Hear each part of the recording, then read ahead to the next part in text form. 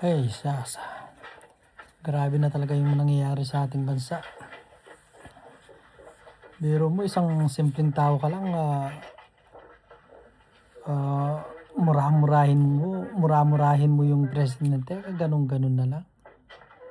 Tanginang yan, ano kayang mga klaseng tao yan? Kung ayaw nila sana sa isang nanunungkulan sa gobyerno natin, dapat kahit na yung respeto lang sana. Respetuhin naman natin sila kahit na pinakaayaw nila actually sa totoo lang, dapat magpasalamat yung mamamayan ng Pilipinas sa pagkakaupo ni Presidenta Bongbong Marcos. Isipin nyo yung corruption sa DPWH, matagal nang nangyayari yan at wala man na naglakas sa loob na isiwalat yung mga corruption diyan. Ngayong umupo na yung si PBBM at inaano pa nung mga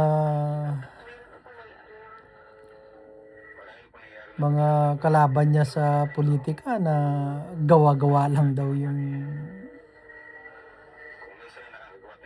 yung pag-iimbestiga nila dyan sa, hindi ba pag-iimbestiga nila dyan sa corruption sa DPWH, hindi ba nila na-realize na yung mga nahuli at mga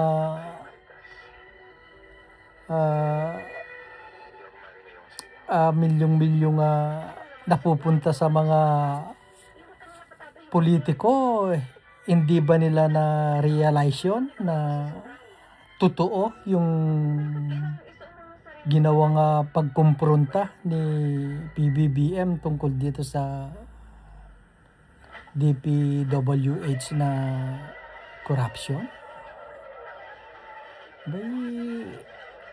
Mag-isip-isip naman tayo. Unang-una, ako inaamin ko talagang naka-Duterte din ako noon nung nasa Saudi Arabia pa ako. Dahil sa mga drugs na napapatay na may mga kumukontra pa. Sabi ko nga noon, bakit ganun, mga drug pusher na yung pinatay, irereklamo pa. May mga nagrereklamo pa. Diyan na pala pumapasok yung human rights na dapat bigyan din sila ng karapatan na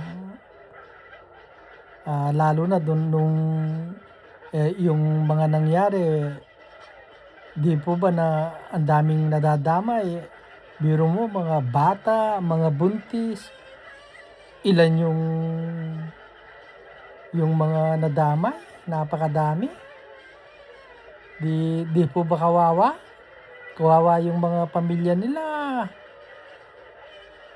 Siyempre masakit din, hindi, tsaka inaano natin, bakit hindi yung mga drug lord yung tinitira nila. Kasi hindi naman talaga mauubos yung mga drug user dyan sa Pilipinas hanggat may mga drug lord sa totoo lang. Kaya kawawa lang talaga yung mahihirap sa panahon ni Duterte. Yan lang yung sa aking palagay, yung sa aking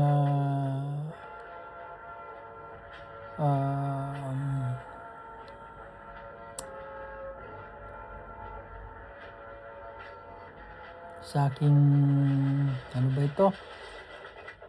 Analysis. Yan yung na-analyze ko sa panahon ni Duterte.